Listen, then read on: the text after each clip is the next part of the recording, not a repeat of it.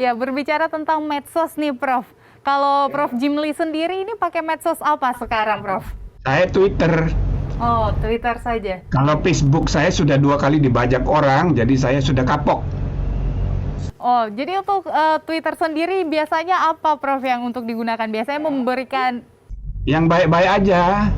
Kalau saya biasakan yang baik-baik aja. Yang baik-baik aja pun kadang-kadang dipersepsi oleh kiri kanan beda-beda. Begitu juga begitu muncul di berita, beda-beda konteksnya. Jadi kadang-kadang males juga. Iya, Prof, tadi kan kita sudah berbicara bagaimana cara untuk kesuksesan dalam hidup. Nah, bolehkah Prof Jimli ceritakan perjalanan karirnya dari zaman Presiden Soeharto hingga saat ini itu seperti apa sih, Prof? Ya, saya termasuk cepat menjadi pejabat itu ya. Sejak tahun 93 udah eselon 1B, staf ahli Mendikbud. Terus tahun 98 saya diangkat menjadi asisten Wapres bidang kesejahteraan rakyat, tandem dengan Menko Kesra. Terus habis itu begitu reformasi saya diangkat Pak Habibie jadi Wapres, dibentuk Komite Nasional Reformasi. Ya, dan kebetulan begitu reformasi tim itu terus bikin konsep-konsep dan saya ketua tim hukum. SBY waktu itu ketua tim politik. Nah, saya tim hukum. Bahkan tim saya juga membentuk kelompok ya, panel ahli untuk memprakarsai perubahan Undang-Undang Dasar yang pertama tahun 99 dan memperkenalkan konsep pemilihan presiden langsung. Nah, itu tim kami itu di Seknek, saya ketuanya. Termasuk Pak Bagirmanan juga di situ. Ya, Adnan Buyung Nasution jadi anggota kita di situ. Nah, jadi sesudah Pak Habibie jadi presiden, saya diangkat lagi jadi sekretaris Dewan Keamanan dan Sistem Hukum. Nah, ketuanya langsung presiden. Tapi sayang Pak Habibie nggak lama, ya, nggak lama. Begitu dia berhenti, saya berhenti juga. Dan baru kemudian tahun 2001 saya diangkat jadi tim ahli di MPR melanjutkan agenda perubahan ketiga dan keempat, dan disitulah saya ikut membantu merumuskan ide pembentukan MK, dan sesudah jadi MK-nya dirumuskan dalam pasal 24 Undang-Undang Dasar 24C. Saya juga diminta menjadi tim ahli merancang undang-undang tentang MK yang pertama. Dan bahkan saya terpilih menjadi anggota MK dan ketua yang pertama. Nah, jadi itu tahun 2003 sampai 2008. Sesudah pensiun dari MK, saya diangkat jadi Dewan Pertimbangan Presiden. Lalu selanjutnya saya jadi Ketua Dewan Kehormatan KPU, dilanjutkan Ketua Dewan Kehormatan Penyelenggara Pemilu, dan seterusnya sampai sekarang ini nggak berhenti. Ya, mudah-mudahan ada gunanya lah untuk bangsa dan negara, ya.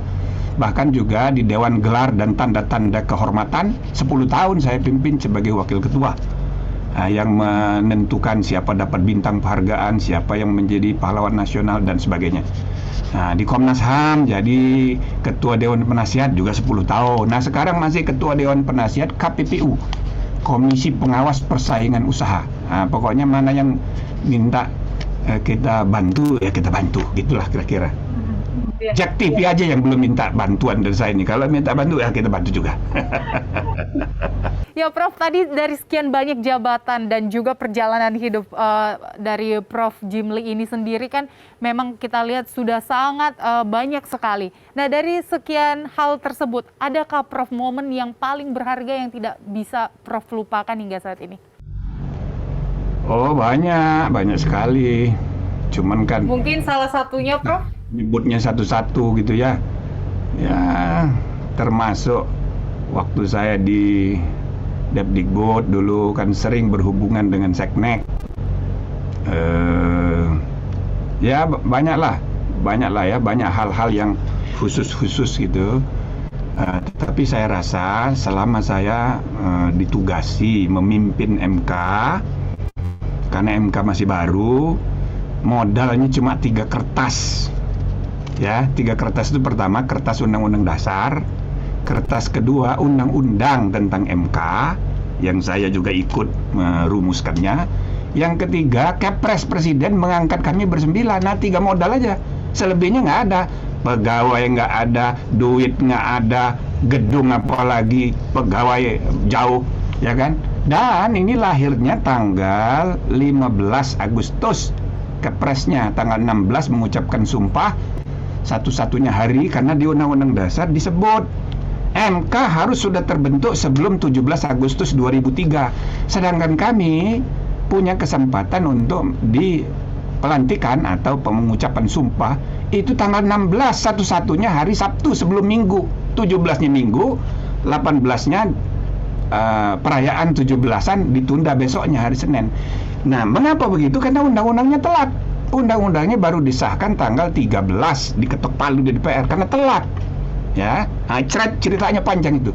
Intinya kami mulai hanya bersembilan, modal cuma 3 kertas. Bulan Agustus itu anggaran sudah tidak ada yang namanya APBNP, itu sudah selesai. Jadi saya tanya Yusril, gimana anggaran? Oh, mohon maaf Prof, nggak ada anggaran ini sudah bulan Agustus, jadi nggak sempat kita adakan anggaran tambahan, nggak ada. Nah, bandingkan waktu KPK lahir bulan Desember tahun 2003 juga, mereka udah disiapkan 5M. MK itu 0. Jadi, Pak Yusril, saya tanya begitu, Pak Jimli kan udah pengalaman cari dana sendirilah. Loh, ini lembaga negara ini, saya bilang. Ini bisa memecat presiden, ini jangan main-main. Masa nggak disediakan anggaran? Nah, maka saya berunding dengan teman-teman. Saya bilang 8 anggota, tolong Anda ber-8 fokus menangani pekerjaan, perkara. Sebab begitu kita lahir ada 13 perkara yang sudah terdaftar di Mahkamah Agung yang belum diapa-apain. Lalu itu dilimpahkan ke MK. Nah, langsung kita mustangani.